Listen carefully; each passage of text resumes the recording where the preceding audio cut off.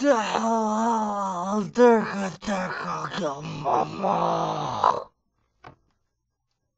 up, guys? Nick with the review on the new KWA second generation M4 RIS.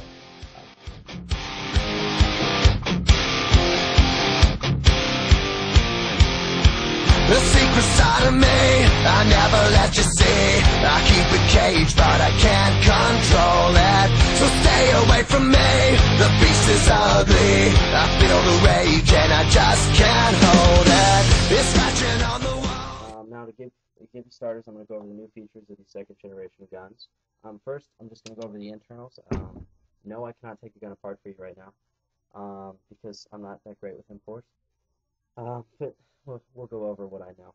So the second generation has a new hop-up system. It's the same place. It's released by pulling back the charging lever right here. Charging lever. Okay. When you pull back the charging lever, the bullet release will drop down and expose your hop-up. Your hop-up is going to be right here. It's a plastic dial. Turn up for hop-up. Turn down for hop-down. The cool thing about the bolt that is really impressive with me, that I enjoy, is you can cock it back and not ruin your hop-up, which was a problem with my other KWA gun I had before the second generation. So you can cock it back whenever you're throwing a new clip or something if you want some added realism. Second new feature that I found really interesting and almost worried about when I bought the gun was the crane stock. They now have a crane stock on the rifle, and it has the rear butt plate, which removes by 2 pull-offs, and that exposes the fuse box, which isn't really a box, it's just a fuse, and the battery. Now the cool thing that I've talked to some people about who also bought the new KWA rifles, and they've said is the rifle, since the battery's back here, is lightly waterproof. So if you're playing in the rain or whatever, you'll be okay as far as the water goes. You won't have to worry about it leaking down the barrel and into the barrel. Speaking of cool features, besides the crane stock, they finally added the S system dual mount system here for your shoulder straps. It's on both sides, just like the other gun. It's fantastic. I love the dual shoulder strap thing. Then you have your typical forward M4 latch right there. So typical that.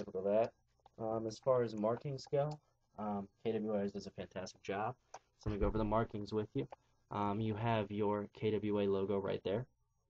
Then you have your M4, tactical carbine, RIS, and then it has the NATO round as well as the serial number for a M4 rifle.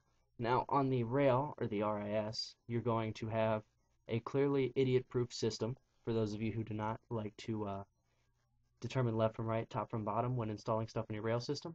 So you have the top, those are all T's with numbers, military numbers. Then you have your right, bottom, and finally left. Now on this side of the gun, you'll have your KWA M4 RIS logo and markings, and on the opposite side of the gun, you'll have your KWA City of Industry, California, USA. So those are the markings on the gun, which are very well done. They're all carved in, so you don't have to worry about them really decaying for a long time. As far as the magazine release goes, it's the typical M4 magazine release. You have it right there. Magazine slides easily out. Comes with a high cap magazine, of course. Now the high cap magazine is 360 rounds, I believe, with the winding, the typical winding on the bottom there. What's also pretty cool that I enjoyed about this is the magazine's gray, as you can tell. And now they also added some new gray parts, which I find very, very interesting.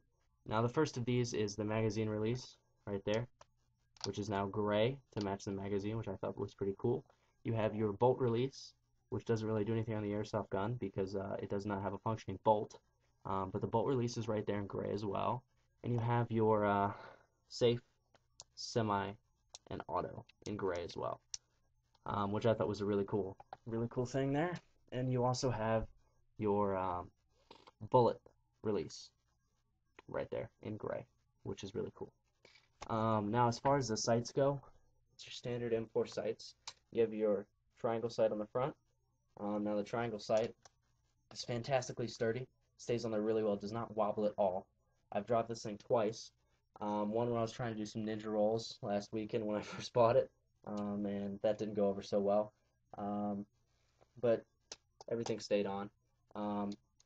The back release here for your strap stays on, doesn't wobble at all. The other good thing about this, which I really enjoy, is the rail. It is a very, very quality built rail. You have your rail system, right? And it's the clip-on, so you can remove it and replace it with another one if you'd like. But I recommend keeping this. It's fastened in by a bolt on the top here with a Phillips. It's not a Phillips, it's a flathead screwdriver, which holds it in place so well. It wobbles a little bit to the left, a little bit to the right. That's it. Other than that, solid, does not move. I had a foregrip when I was doing my ninja rolls, and it hit the ground, and the rail didn't move at all. The foregrip just broke. So, I mean, it was a tough foregrip too. It was a Bravo foregrip. So, that proves that the rail is pretty strong.